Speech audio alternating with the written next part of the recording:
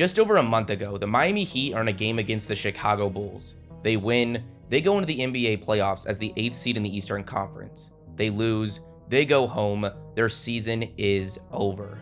Ahead of that game, they are 300-1 underdogs to win the NBA title. They end up winning that game. Their reward, face Giannis Antetokounmpo and the odds-on favorite to win the title, Milwaukee Bucks. No one thinks they stand a chance. Their most likely outcome, according to Vegas, is a 4-0 sweep. They win that series in 5 games. They face the Knicks in round 2 once again as heavy underdogs. The Heat win that series in 6 games. They now face the Boston Celtics, who at this point are just even money or 50-50 odds to not just beat the Heat, but to win it all. The Heat were deemed a freebie. They're now up 3-0, a lead no team has ever come back from. In all likelihood, they're headed to the NBA Finals. An incredible run, especially from an 8th seed. But that's not even the craziest part. Their young star Tyler Hero, someone that was averaging over 20 points a game for them this season, someone on a contract that will pay him over $100 million, suffered a hand injury in the first game of the playoffs and hasn't played since. Most of the missing minutes got taken over by Victor Oladipo. 2 games later, he suffers a knee injury and is out for the rest of the season. This isn't just an 8th seed, this is an 8th seed that lost 2 of their key players before even making it out of the first round. Oh, but it gets crazier. The team is constructed like no team we've ever seen before. Right now, 9 players are touching the court for the Heat consistently. 5 starters, 4 guys coming off the bench. 2 of these guys were waived by other teams just a couple months ago. Kevin Love, despite at one point being one of the league stars, is far from that now at 34 years old. He started the season with the Cavaliers, but come the start of February, his role had vanished. Him and his team reached out to the Cavaliers organization about a buyout. They complied, he cleared waivers, and signed with the Heat. Cody Zeller, once a top pick in the draft, but is now in a much different point in his career. Coming into the season, he signs a 1-year deal with the Utah Jazz, but he actually doesn't even make it to tip-off of the opener before getting waived. That was in October. Zeller didn't touch the court or even get another opportunity till the Heat signed him in February. 4 of these 9 guys are undrafted, 2 of which are starters. These 4 collectively are combining to average 61 of the Heat's 120 points so far in this series against Boston. So yes, over 50% of the Heat's offensive production in this series is coming from undrafted players. For context, over 90% for the Celtics is coming from former first-round picks. Nearly the entire rest is coming from someone that was drafted just 6 picks into the second round. How in the world are the Heat doing this? Where are they finding these guys? Well, to really answer that, you have to understand a couple things. The Heat aren't your typical NBA organization.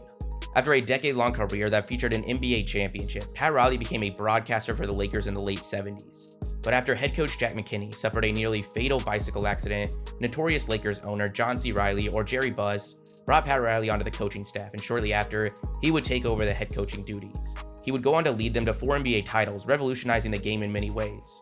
After a few years with the Knicks, he would join the Miami Heat in 1995. He would coach the team for the next 13 years, excluding 1 season where he switched over to the front office, traded for Shaq, and then went back to being the coach for the 2006 season where he won the title. After the 2008 season, he would retire from coaching and went back to the front office. His successor, Erik Spoelstra. Spoelstra joined the Heat in 1995, only being a couple years out of college. His first job, video coordinator. It was shortly after that Pat Riley also was brought to this team, and actually, contractually, Riley wasn't allowed to bring in his video guy. Otherwise, Erik would have been out of a job right then. 2 years later, he was upgraded to head video coordinator. Another 2 years later, he becomes advanced scout. He continues to climb up the coaching ladder to the point where come 2006, he's sitting right by Pat Riley when the Heat take home the title. After taking over as head coach, he quickly became one of the most respected coaches in the league, and it didn't take long for him to become one of the most well-known with the arrival of LeBron James and the formation of the Big Three of LeBron, Wade, and Bosh in 2010, a group that would go on to win 2 titles together. But even with that era only lasting a few years, even with Dwayne Wade retiring in 2019, who had been a cornerstone of this franchise for nearly Spoelstra's entire coaching career, he held on to his position to this day. He even took home Coach of the Year in 2017, a year where he had just a .500 record and didn't even make the playoffs. Why? The team started with an 11-30 record, on the year suffered more player games lost due to injury than any other team, but managed to close the season out on a 30-11 run, the exact inverse of the start of the season. Year in and year out, he was avoiding controversy, continuously getting the most out of his roster, and had been the model of consistency. Only Greg Popovich has been with his current team longer than Spoelstra. In massive part due to Pat Riley, the Heat have built a culture unlike any other team in the league, and you see it in the front office. You see it in the coaching staff. You see those 3 guys standing by Spoelstra, his assistant coaches right beside him on a nightly basis. That's Caron Butler, Malik Allen, and Chris Quinn, 3 former players whose NBA careers began with the Miami Heat. People that are committed to the work and the process. Our coaching staff, the majority of them are products of our player development program. They do an outstanding job. All the way down to the last spot of the bench, where you have Udonis Haslem, the oldest player in the league who has spent his entire 20-year career with one organization. And his career began by going undrafted. What we are seeing today is not a coincidence. The team has built an entire culture around one thing: winning basketball. Pat Riley took an extremely unique path to head coach. Spoelstra worked his way up from video coordinator. Haslem had to play overseas before making it to the NBA, and the Heat have continued to keep him on their roster even though he hasn't made a direct impact since 2014. Why? Because of the value he brings to the locker room, which hasn't been more evident than right now. If you come through the Heat's doors and are committed to the goal of winning, it doesn't matter your story or how high of a pick you were. We're going to give you the same opportunity we're going to give the #1 pick. You got to work hard, but we give everybody that confidence. We believe in leadership at all levels.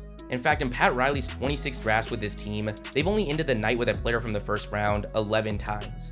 For context, the Oklahoma City Thunder have 11 firsts between the 2024, 2025, and 2026 drafts.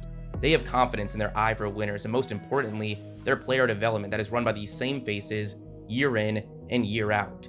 You can't measure character or discipline or accountability at the draft combine, and a lot of these things sometimes get overlooked.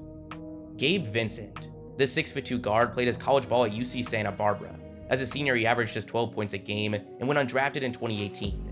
He started off in the G League, but in 2020 was signed to a 2-way deal by the Miami Heat. In his first full season there, he shot just 38% from the field, but the Heat kept coming back to him with his ability to impact on both ends. Flash forward to today, he's starting over Kyle Lowry, who they gave a $100 million deal to just a year ago. Vincent's fresh off a 29-point outing in Game 3 of the Eastern Conference Finals. Max Strus, the 6'5" wing, actually began his college career in Division II before transferring to DePaul. As a senior there, he averaged over 20 points a game, but goes undrafted in 2019. His career starts with the Chicago Bulls, but mainly their G League affiliate. He only lasted 1 season there before the Heat signed him ahead of the 2021 season. His first year there, he averages just 6 points, but quickly proved himself to be a reliable 3-point threat, and today, he's stepping up massively in the absence of Tyler Hero. They want to work with you and see you be great. When you fully indulge yourself into the culture and the work, they reward you for all those efforts that you put in. That's really just the biggest thing that separates the Heat from a lot of the other organizations, how much they care and want to develop guys. Duncan Robinson. Gabe Vincent was mid-major, Strus was Division II, Robinson tops them all, starting his career off in Division III, playing for Williams College. After just 1 season, he would end up transferring to Michigan, where as a senior averaged just 9 points a game. He goes undrafted and really wasn't getting many looks at all, but apparently pulled off one of the greatest shooting workouts the Heat have ever seen, and they decided to give him a chance on their summer league roster.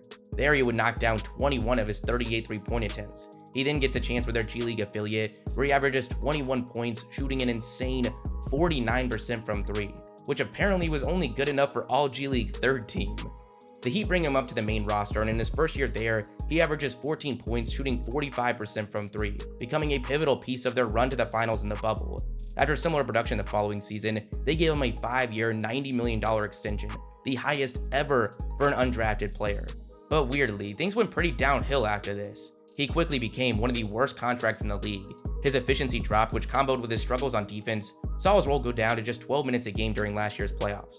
Then we saw a pretty similar role this season. It really just didn't make a lot of sense. Someone that had put together nothing short of incredible shooting seasons up until this point was now shooting less than 33% from 3. But with all the injuries striking this team, they needed him to step up, and he's put together a great playoff run so far. He's shooting 42% from 3 and coming off a 22-point outing last night, absolutely cooking Grant Williams. Caleb Martin, a player that's been absolutely electric during this series. Alongside his twin brother Cody, he began his college career at NC State, but after 2 seasons transferred to Nevada. As a 5th-year senior, he averaged 19 points, but went undrafted. That wasn't the same story for his brother Cody. He was selected in the 2nd round by the Charlotte Hornets, a team that actually decided to also give Caleb a chance. After averaging just 5 points through his first 2 seasons, he was waived, and the Heat signed him ahead of the 2021 season. In his first year there, he was averaging 9 points a game on incredible efficiency. They gave him a 3-year extension, and right now, he is one of the most impactful players in the entire playoffs. He's been a lightning rod off the bench, currently second in scoring on this team, averaging 19 on 63 48 splits. Now, another player that we've seen a little bit so far from in the playoffs, but it looks like we're about to be seeing way more of with the injury to Kevin Love, is Haywood Highsmith, who surprise, went undrafted. The team has 15 spots on their roster, 8 of them are held by undrafted players. Bringing in these guys and giving them big roles nearly immediately is an organizational philosophy of the Heat. We've done it now for several years. We know what we're looking for. We're not for everybody, but we love to be dream makers. You see commonalities across even the names they've gone after in free agency the last couple years. Kyle Lowry had an up and down start to his NBA career. Before becoming a 6-time All-Star, he was in his 7th season in the league, averaging less than 12 points a game. Very few players have taken that kind of jump that late into their career. Jimmy Butler was kicked out of his home at 13. He had to play in junior college before going on to build an NBA career off his tenacious mentality on both ends. Victor Oladipo, PJ Tucker, you see it time and time again. The mentality that players bring to the court matter just as much as what they can do on the court for this organization. The finals is shaping up to be a matchup of 2 of the longest tenured coaches in the entire league, Mike Malone and Eric Spoelstra. Coincidence? Unlikely. These are 2 teams with some of the best track records for player development over the last decade. Coincidence? Unlikely. This entire Heat franchise, and especially this roster, really has an undrafted mentality as a whole, a nothing-to-lose confidence and unwavering fearlessness. And it's a lot easier to get the entire team to give you everything on both ends when the faces of that team, Jimmy Butler and Bam Adebayo, are being the example. That just shows the belief they have in us. A lot of our confidence stems from those 2, Butler and Adebayo, believing in us, getting us open looks and believing that we'll knock them down. Whether we make it or miss it, it's not hard to gain confidence, gain rhythm, and make shots for those guys. The Bucks collapsed. The Knicks collapsed. The Celtics collapsed. How long will it take for the narrative to begin with what the Heat did? One team is crying to the refs as if that's the main reason they're down by 1,000,000 points. The other is playing selfless basketball, playing unworldly defense, and bringing a constant energy from every single spot on the roster. They're playing well above their means. That's the exact thought process that lost the Celtics this series.